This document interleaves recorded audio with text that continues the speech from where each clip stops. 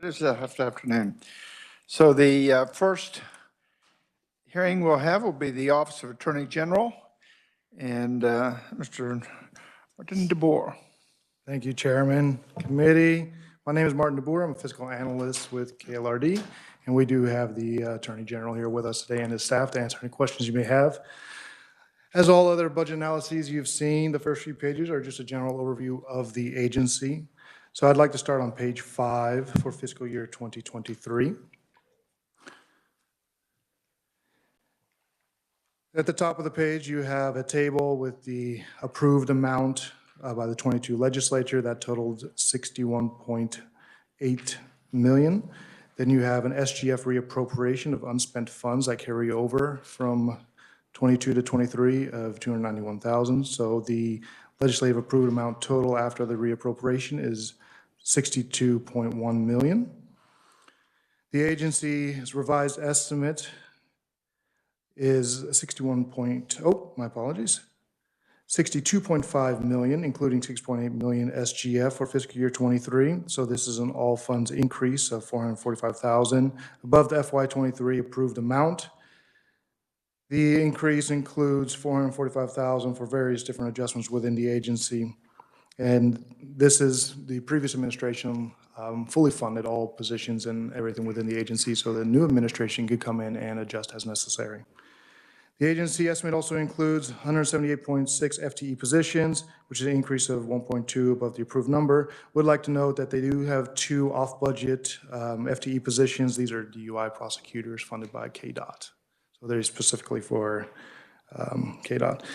The governor recommends expenditures for 62.5 million, including 66.8 million SGF and 178.6 FTE for FY23, and made no changes. I can stand for questions for 23 or proceed to 24. All right. Thank you. FY24 starts on page 7. In the table up top, we start off with the agency's revised estimate, and then the agency's request as well as the governor's recommendation. So the agency requests 36.9 million, includes 7.2 million SGF and 182.6 FTE positions for FY24. So this is an all funds decrease of 25.6 million and an SGF increase of 401,000 from the FY23 revised estimate. There's also a 4 FTE increase due to the agency's enhancement request, which is listed below. So the enhancement request is for 375,000, all from the Fraud Abuse Criminal Protections Fund, and 4 FTE positions to increase staffing in their Fraud and Abuse Litigation Division to support investigations in criminal prosecuting of sports wagering and financial and economic crimes involving unauthorized gambling. Now, this is referenced in SB 84. They are specifically tasked with handling these issues within that bill, SB 84 being the sports wagering bill that was passed last year. And so of that amount, 366,000 is for salaries and wages, and the 8,741 is for capital outlay. So that's computer equipment and other necessary items to facilitate those staff. There's also an enhancement request for the reinstatement of SGF monies. So if you remember in FY22, there was a 10% reduction in SGF funding. So this would increase their SGF expenditures by 650,000 and reduce expenditures from those special revenue funds. So currently they're using the funding from the special revenue funds to fund what the SGF would have funded. So this is a swap, but it frees up that money from special revenue funds to be used for other purposes. There's also a decrease of the opioid settlement distributions from FY23 to 24. So you have a decrease of 26.1 million, and this includes 19.6 million from the Kansas Fights Addiction Fund and 6.5 million from Municipalities Fights Addiction Fund for FY24. And this is due to the receipt of federal opioid litigation settlement monies in FY23, and majority of those grants having been expended and not carrying over into FY24. There's an all other adjustments, which is our catch-all. The agency request includes 103,000 an increase, and that includes 248,897 an SGF decrease. And this is again for various adjustments across all programs and expenditures. On the following page, on top of page 8, you have the governor's recommendation. The governor recommends expenditures of $36.5 million, including $6.6 million SGF and 178.6 FTE positions. So this is a decrease of $375,000 or 1%, and 4 FTE positions below the agency's FY24 request. And her recommendation includes not recommending the funding of the 375 and the 4 FTE positions, and not recommending the SGF swap of $650,000 for FY 2024. And with that, I'll stand for any questions on 24. Any questions?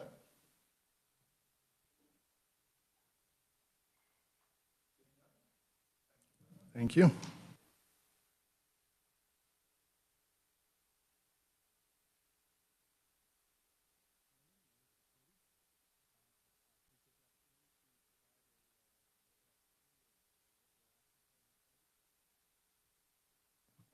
How about that? Okay. Thank you, Mr. Chairman and committee members. I appreciate the opportunity to summarize our request for this year's upcoming budget. This is different than my testimony in years past when I was the Secretary of State, where we had an agency that started with about $7 million in expenditures, and we were able to whittle it down to $4.6 million over the course of those 8 years.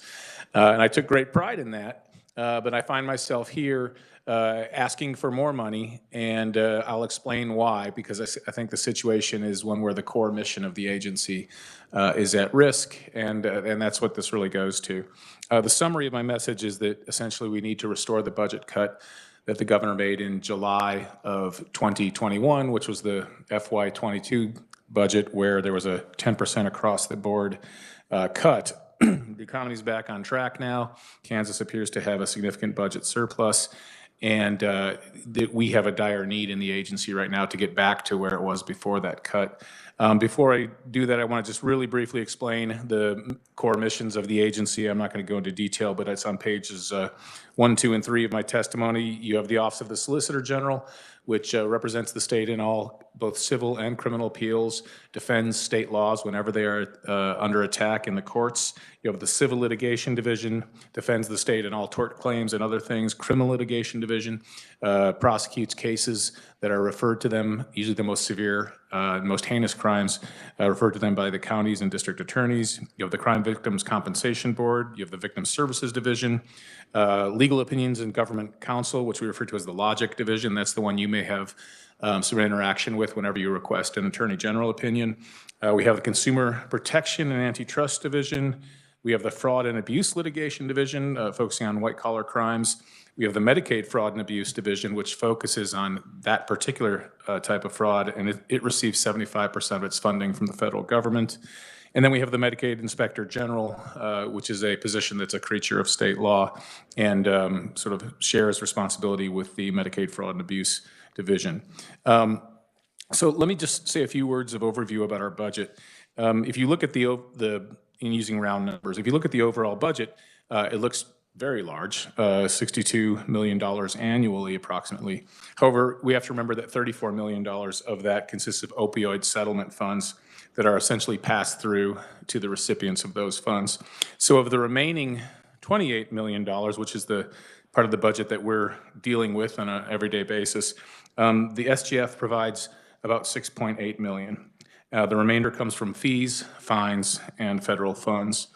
In addition, it should be noted that our office sends a significant amount of money back into the SGF every year, and I've summarized those numbers on the bottom of page 3 and the top of page 4. The biggest chunk is from the pharmacy benefits manager's case settlement payments, about $13.8 million in fiscal year 22. But let me get to the crux of my testimony, and that is why we feel like we really need to restore that 10% cut.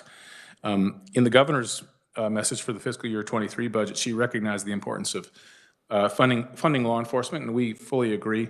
But our point is it's not just the highway patrol, it's not just the officers on the beat, it's also the prosecutors if you're going to have a fully effective law enforcement system.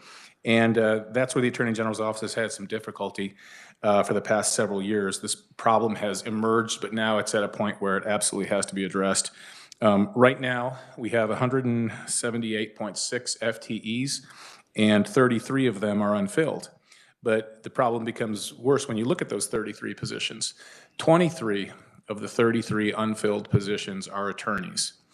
Or if you look just at the attorneys in the agency, we have 65 attorney FTEs in the office. Of those, 42 are filled and 23 are unfilled. So in other words, our attorney workforce is down 35% from where it needs to be. And in the past calendar year, we've really had a hit to the criminal division. This was prior to me coming on, and I'm certainly not blaming the previous Attorney General for anything here. It's a systemic problem, I should say. And the criminal division at full staffing needs 10 attorneys. But in the past calendar year, we've lost 7. So we're now down to 3 attorneys in the criminal division, and we are really feeling it, and the counties are feeling it as well. Why is it happening? The simplest reason is salary. We're just not competitive. At the bottom of page 4, I have some salary comparisons with Colorado, Oklahoma, and Missouri. Their starting assistant attorney generals paid a lot more. In Kansas, it's about $80,000 for a starting assistant attorney general, depending on the person's experience. In Missouri, it's $105,000, Oklahoma, $112,000, and Colorado, $176,000. So the closest is still $25,000 more than we're paying. And it's not just competing against the other states, it's also we're competing against our own Kansas counties. In fact, we've lost several prosecutors to Kansas counties in the last year. Indeed, in the last 6 months, we've lost 3. So we have a situation where, you know, the Kansas Attorney General's office, the criminal division is, you know, the elite. It's the agency that steps in when there is a homicide in Kansas. It's what the counties call on to step in and take over the case or to sit side by side with the county in the case. But we have just been hollowed out because we're losing our talent to our own counties and we're losing them to other states. And that doesn't even mention the private sector. If you're looking at private sector salaries, a starting attorney right out of law school, if he wants to go to one of the big KC law firms, can expect to start at about $180,000, $100,000 more than we would be paying. So it's a real problem we have, and it's costing Kansans in terms of cases that our office is able to take when the counties request our help. So the counties will come and request our help. Prior to my coming on as Attorney General, there was a triage effort saying, well, we're only going to provide the help in homicides and in Jessica's Law cases or off-grid sex crimes, child sex crimes. And now we're not even able to take all of the off-grid child sex crimes cases that are offered to us. Just in the last 6 months, we've had to reject 20 cases where counties requested our help in those types of crimes. And we weren't able to help them because we just don't have the attorneys to do the job. Let me give you a couple of examples. One out of Scott County, the defendant was charged with 3 counts of aggravated indecent liberties and 1 count of rape. There were 3 female victims. One was 6 years old, one was 7 or 8 years old, and the other was 15. Give you another example. It's just, you know, heartbreaking for our attorneys to say no when we would normally love to be assisting the counties in going after these criminals. Stevens County case, there was 2 counts of aggravated indecent liberties and 1 count of aggravated criminal sodomy. The victim was a 5-year-old boy. Osage County, 2 counts of rape, 2 counts of aggravated indecent liberties. The victim was a 5-year-old girl.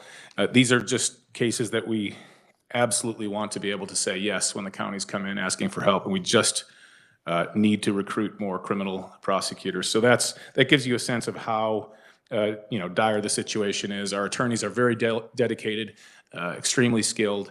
We just need to be competitive in order to retain them, and we need to be competitive in order to hire them. And I'd add one point about that.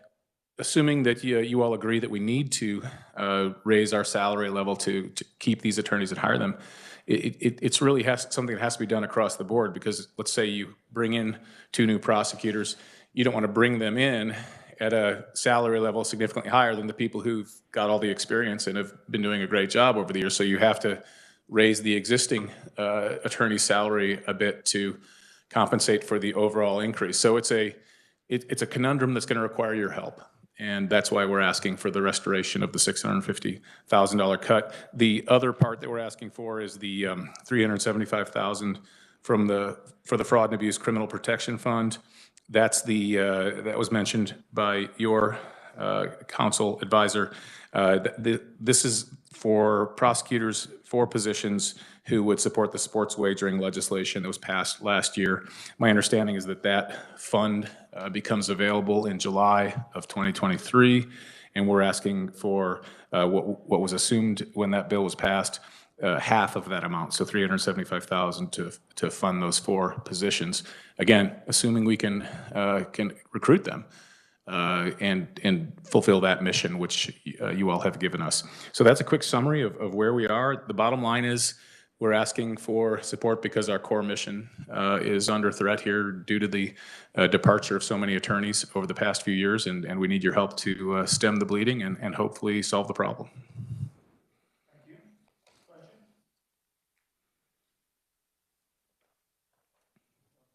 Okay. Thank you.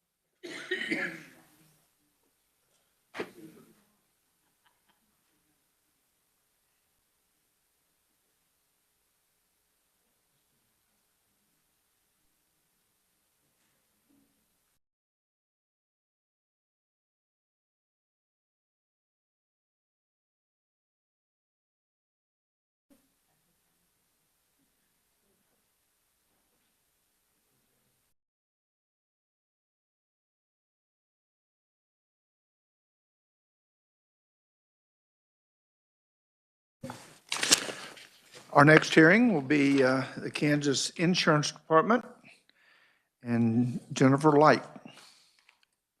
Welcome. Good afternoon, Mr. Chairman, members of the Legislature. My name is Jennifer Light. I'm a fiscal analyst with KLRD. I'm here today to provide an overview of the Insurance Department. In the audience is Commissioner Schmidt, Bobby Mariani, Charlotte Daubert, Kyle Strothman, and Eric Turek from the agency. The Insurance Department supervises and regulates all transactions relating to the insurance companies in the state. The agency has 5 programs: insurance company examination, insurance company regulation, firefighters relief, workers' compensation, and the Office of Securities Commissioner. The 2022 legislature approved a budget of $37.5 million, all from special revenue funds for fiscal year 2023.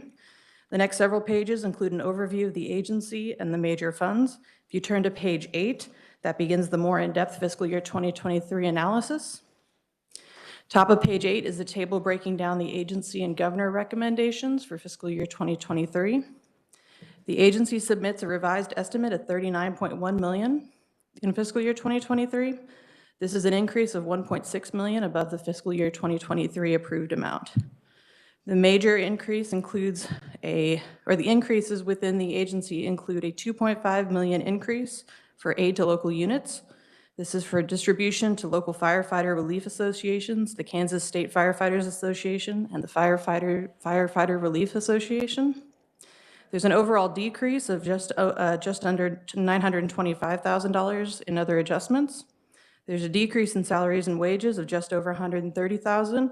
This is a decrease in wages of classified and temporary employees, as well as fringe benefits. There is also a decrease in contractual services of just under $265,000.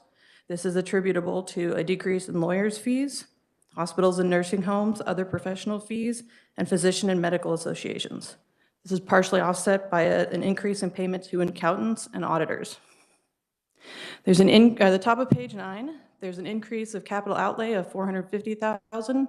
This is mainly due to office equipment and technology upgrades and for the purchase of 2 passenger cars. There's an increase in commodities of $6,000, and this is due to an increase in other supplies, materials, and parts, and an increase in gasoline. The agency estimate includes 135 FTEs, which is a decrease of 0.5 below the fiscal year 2023 approved. The governor concurs with the fiscal year 2023 revised estimate. I can stand for questions now, or I can continue on to fiscal year 24. Thank you. Any questions? Seeing none, proceed to 24. Thank you. If you turn to page 11, that begins the more in-depth analysis of fiscal year 2024. Top of page 11 is again the summary of the budget request. The agency requests $38.9 million, all from special revenue funds for fiscal year 24. This is the decrease of just over $200,000 from fiscal year 2023. The overall decrease is primarily due to decreases in contractual services and capital outlay, partially offset by an increase in salaries and wages and other assistance for scholarships, fellowships, and grants to students. The decrease in contractual services is just over $243,000, and that is due to decreases in professional fees, software rentals, and computer programming and data processing services. Decrease in capital outlay is $437,000.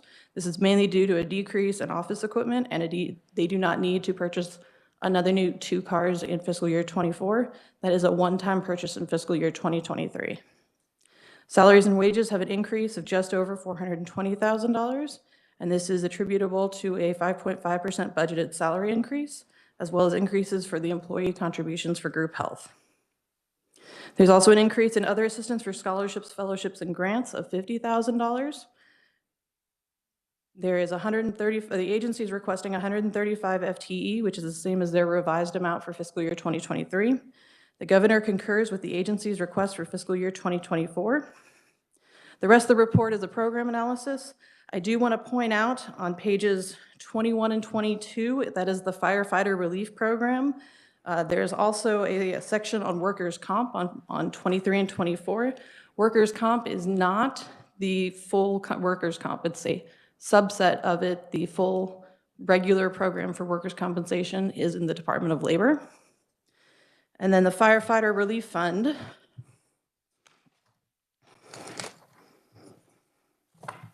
provides funds to over 550 firefighter relief associations, as well as the Kansas State Firefighters Association.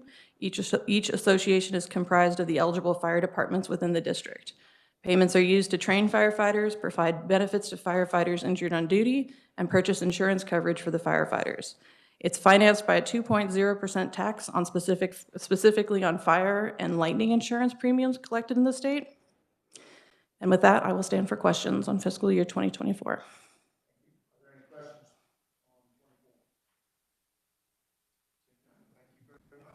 Thank you.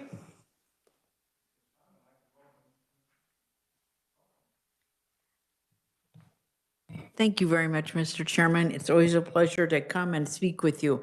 I do want to thank Jennifer for all of her work with our budget and the assistance she's given us. So thank you very much to her. Well, thank you for being part of this subcommittee as a former or recovering legislator. I know how tedious this work is, and I really appreciate you giving up your lunch hour to do this. I know it's just a way of getting everybody in, but so thank you for your dedication to this. I'd like to share a few department highlights with you before I turn it over to Bobby Mariani. She'll get into the budget details with you, or in more detail. The mission of the insurance department is to regulate, educate, and advocate. My job as commissioner is to make sure that I efficiently carry out that mission, but I also need to effectively serve all Kansans. I'm proud that the department has never been more committed to serving the insurance industry and the people of Kansas. Well, I want to thank the legislature because in 2021, you played a huge role in helping us right-size the department with Senate Bill 37. With Senate Bill 37, we transferred our operations and producer licensing to the National Insurance Producer Registry, also known as NIPR. As that bill was being considered, obviously we were asked to submit a fiscal note to the legislature on how much revenue would be decreased to the department by that change. That was really a guesstimate, just trying to figure out how, what all would be affected by this and where we would go.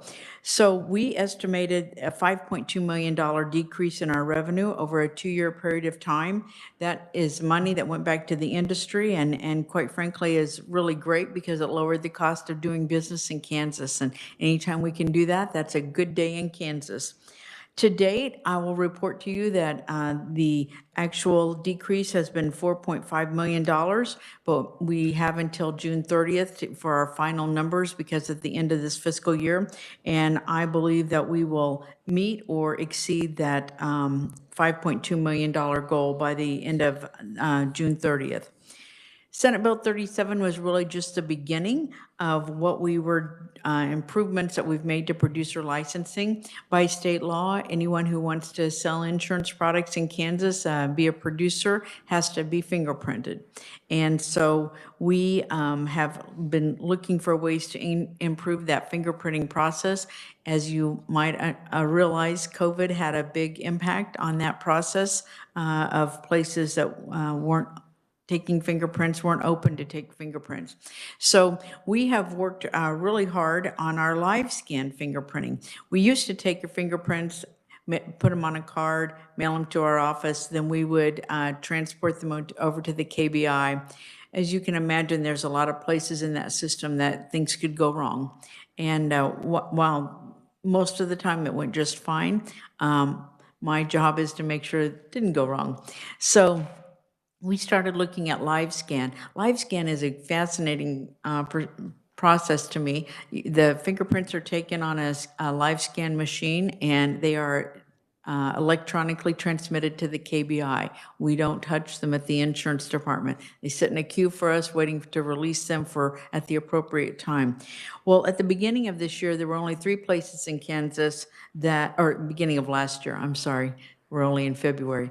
The beginning of last year, there were only 3 places in Kansas that were offering live scan fingerprints to our agents needing to be fingerprinted.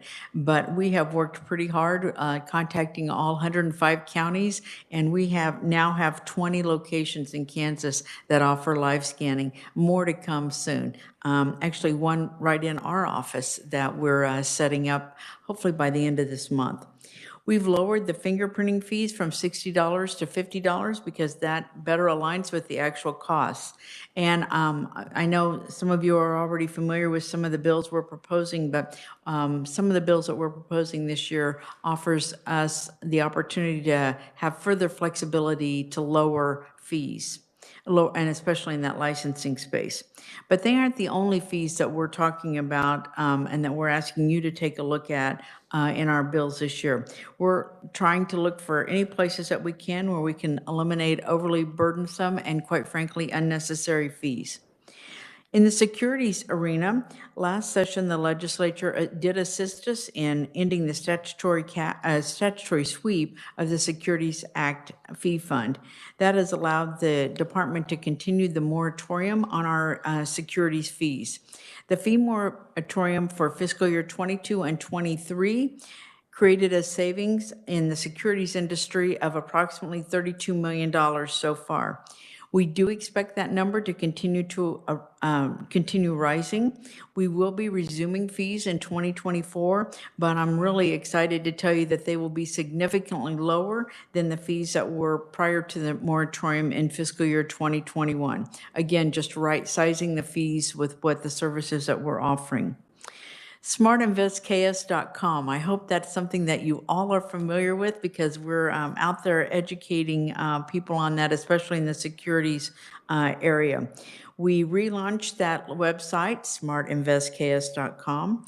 It's a sports-themed website. I hope you'll take an opportunity to go and take a look at it.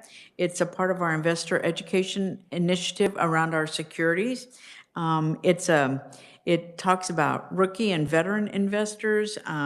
We want individuals to understand the different types of investments, and we also quite frankly, want to intersect them at the beginning point and help them avoid investment fraud instead of having to come to the website when they've been, had an unfortunate event happen.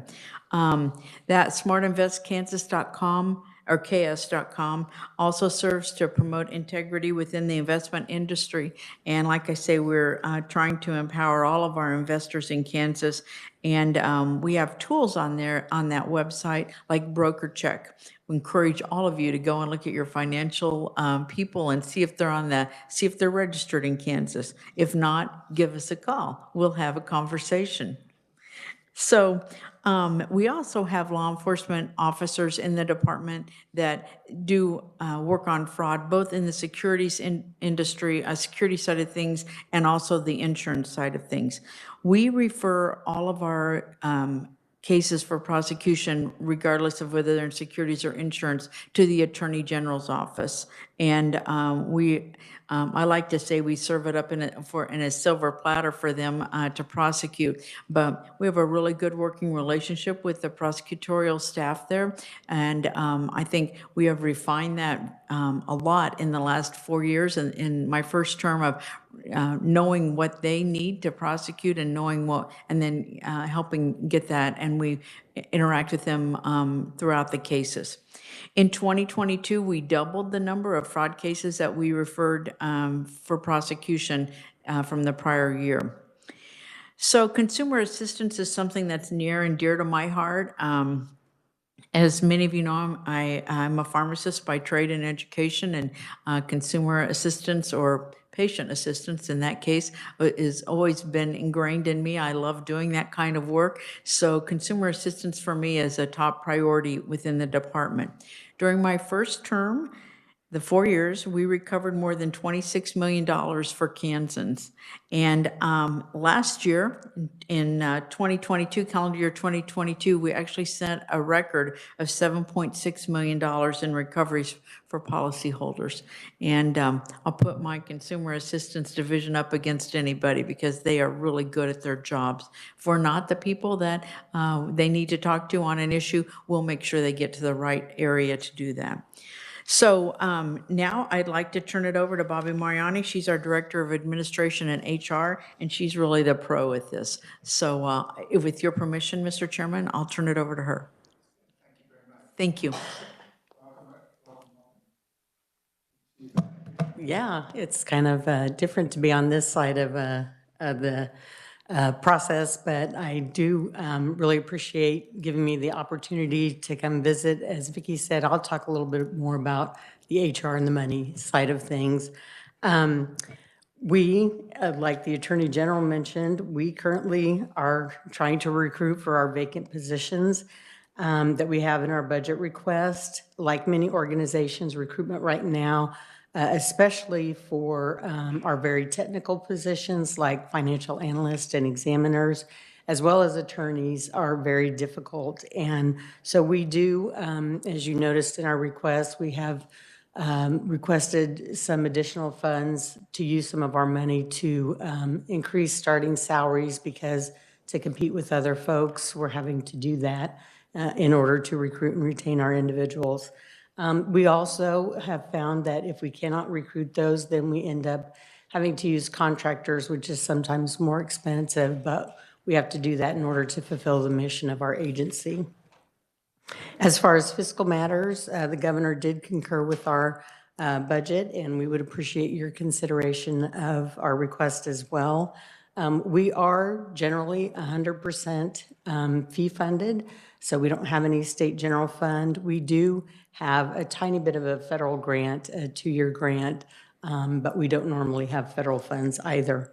As previously mentioned, we are requesting an increase in 2023. The bulk of that is from the aid to locals, the firefighter fund, which is increasing. Our estimate for that is increasing about $1 million. So that's a large portion of that. In contractual services, it's all, affected again by that federal budget that we have, $337,000 each year. This is the second year of it. So that's one of the reasons we have an increase there.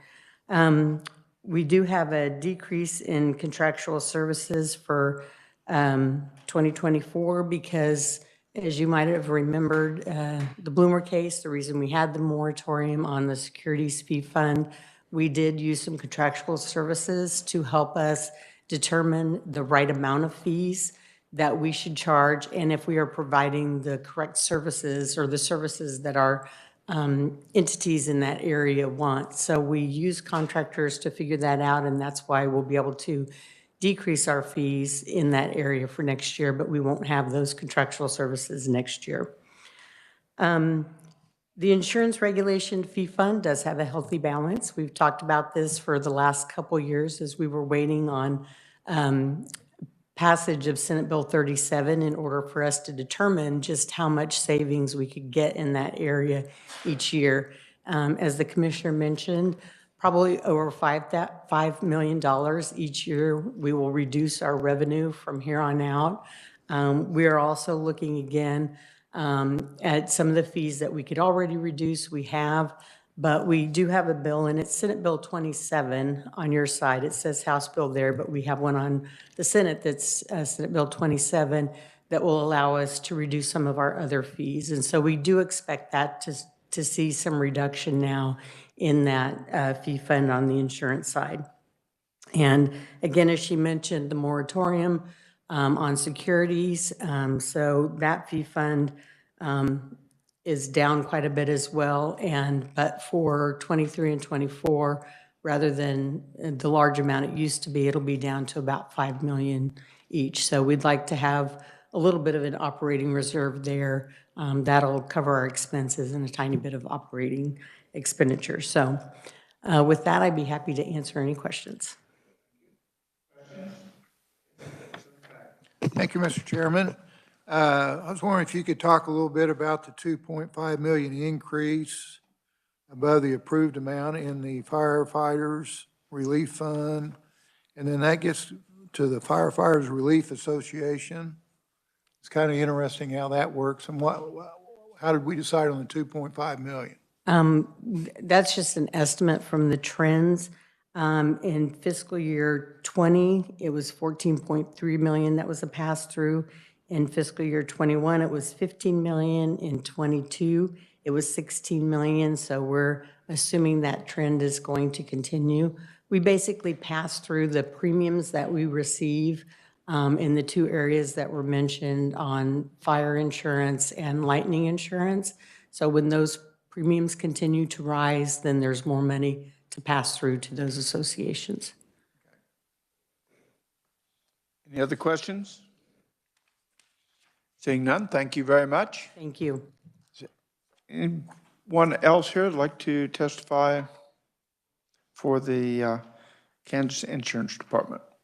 Seeing none, we'll close the hearing on that at this time and move on to our hearing for our Secretary of State. And Jennifer, could you brief us on the Secretary of State? Good afternoon. I'm now going to brief on the Office of the Secretary of State. You should have that budget analysis in front of you. The Secretary is, also in the audience today is Jennifer Cook, the Assistant Secretary of State, as well as Sandy Tompkins and Andy Burlingham from the agency. The Secretary of State serves as the custodian of official government documents for the state of Kansas. The Secretary administers the laws relating to business entities, elections, and legislative matters, as well as the Uniform Commercial Code, and performs other executive duties. The 2022 Legislature approved a budget of $5.7 million, all from special revenue funds for fiscal year 2023. If you turn to page 7, that begins the detailed analysis of fiscal year 23. Top of page 7 is again a summary of the budget request for fiscal year 23. The agency submits a revised estimate of $5.7 million, including $200,000 SGF in fiscal year 23. This is an overall decrease of just over $47,000 below the fiscal year 2023 approved amount. The agency estimate includes the following adjustments. The agency requests a HAVA state match of $200,000 SGF. In April 2022, the agency received notification that Kansas had been awarded an additional $1.0 million in federal HAVA Act funds. That's the Help America Vote Act. According to the agency, this funding will be used to prepare for and help implement a statewide voter registration and election management system contract when the existing contract expires in calendar year 2026. Federal law requires a 20.0% match, a state match for the state to receive these additional federal HAVA funds. So that is the $200,000 SGF.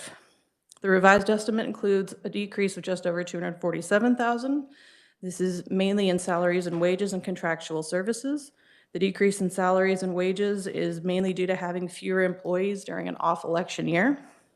The decrease in contractual services is mainly attributable to a decrease in federal HAVA Title I grant expenditures.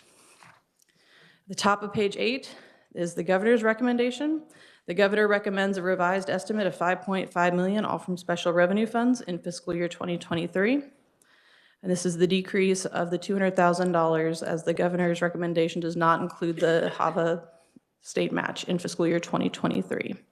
The governor's recommendation includes 41.0 FTE, which is the same as what the agency requests, which is a 0.5% less than what they asked for in fiscal year 2022.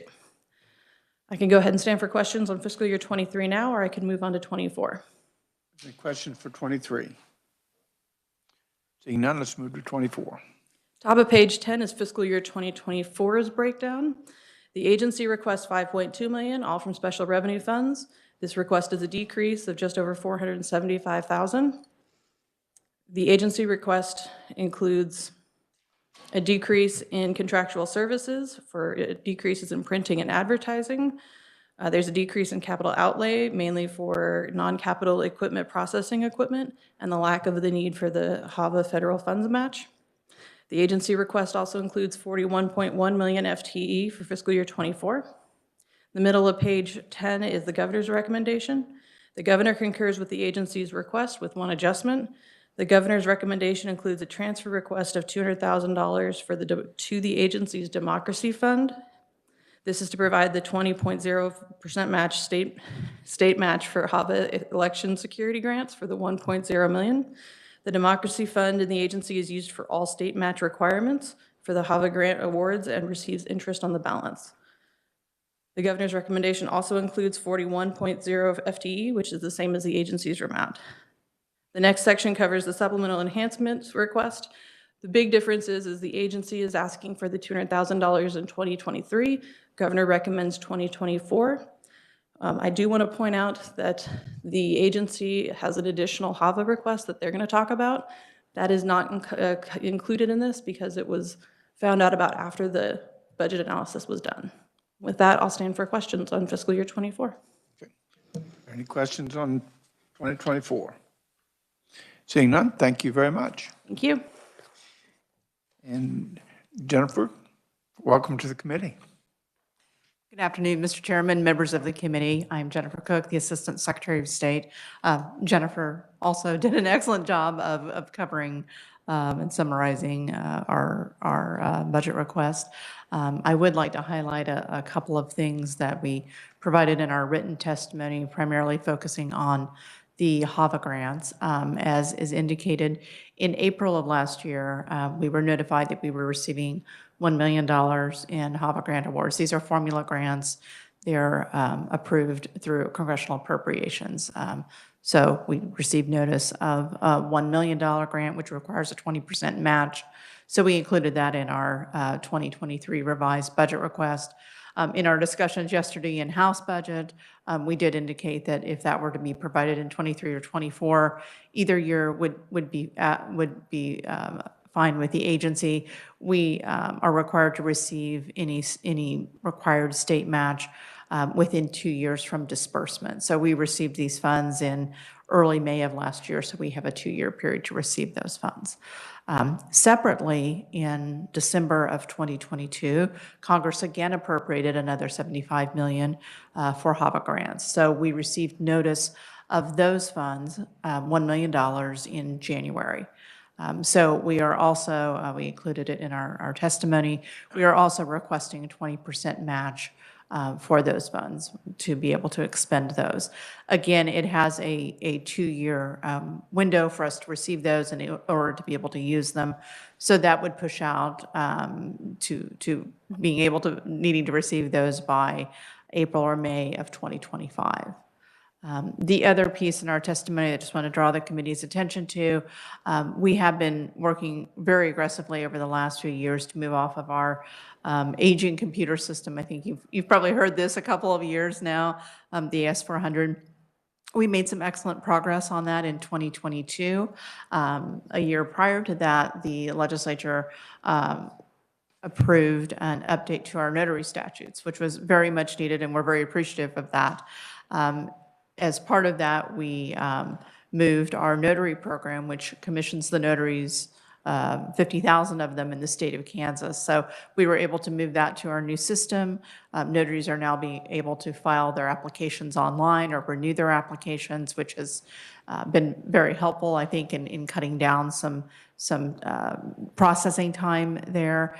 And you're now also able to search for a notary on our website, which we receive a number of calls about that. So we're pleased that we've been able to do that. That really laid the foundation for moving our business filings onto a new system. And so we're anticipating completing that project within the next year.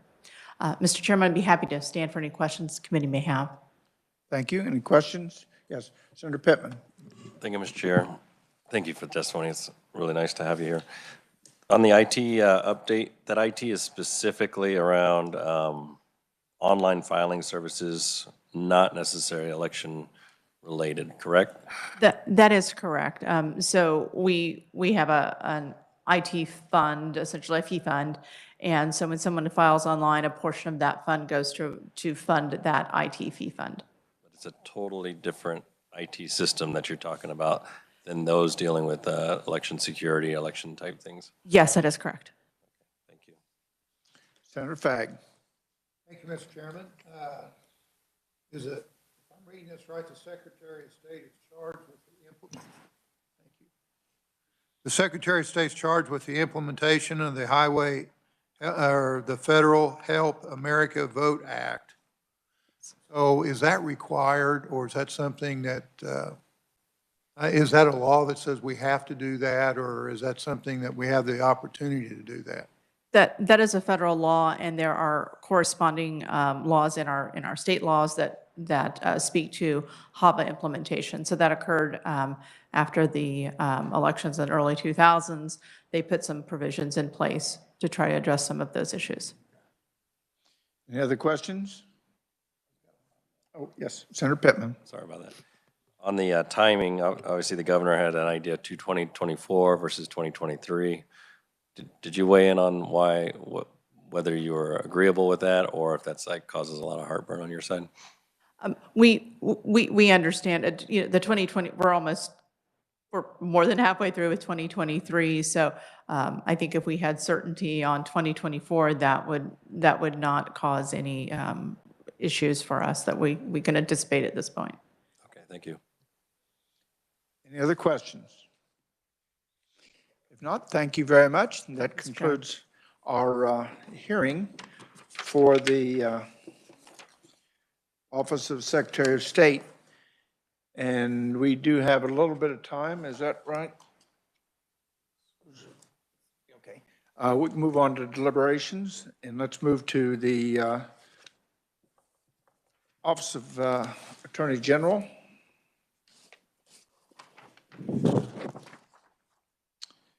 What is your wishes on the Office of Attorney General?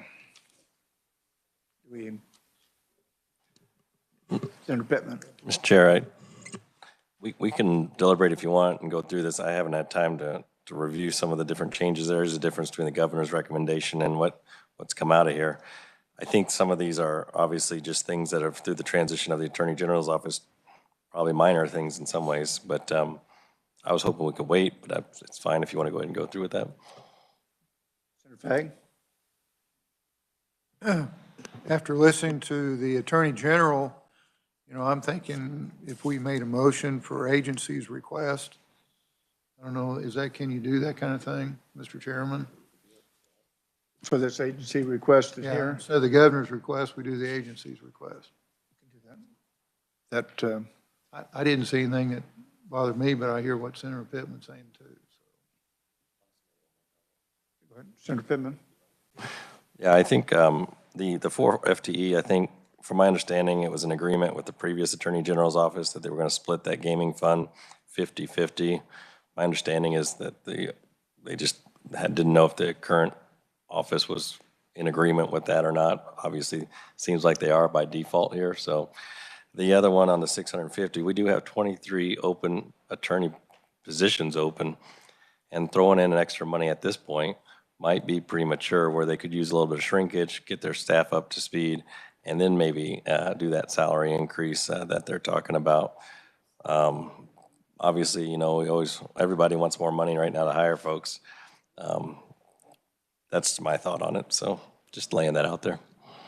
Do we have any other comments?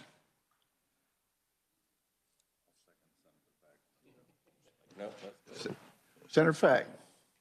Thank you, Mr. Chairman. I move we accept the agency's request for the Office of the Attorney General budget for FY 2023 and 2024. Do we have a second? We have a second. All in favor? Aye. Aye. Okay. Motion passed. Registered no? Okay. I thought you was going to pass. That's what you passed. Okay. Okay. Okay. So the motion passes for Attorney General. Thank you very much. Let's move to the Insurance Department.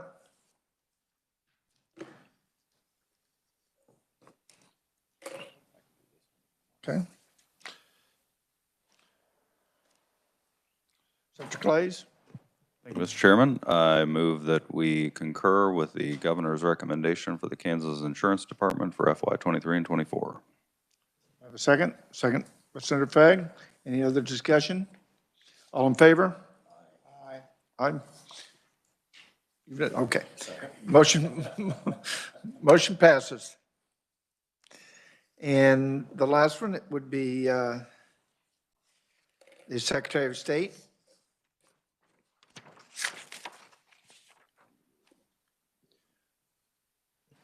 Do I have a motion? Thank you, Mr. Chairman. I move that we accept the Office of the Secretary of State's budget for FY 2023 and 2024. Do I have a second? Second, Senator Pittman. All in favor? Aye. Aye. Motion carries. So with that, wait a minute, we have one coming up. Sorry, just a point of clarification. Is that concurring with the governor's recommendation for the Secretary of State? Yes. Okay, thank you. I just thought of that too. Thank you. Yes. I didn't get it all in. Any other questions? The first one is not. That is the agency. So the first one is agency request. The other two are governor's. Right. If not, thank you very much, and this hearing is closed.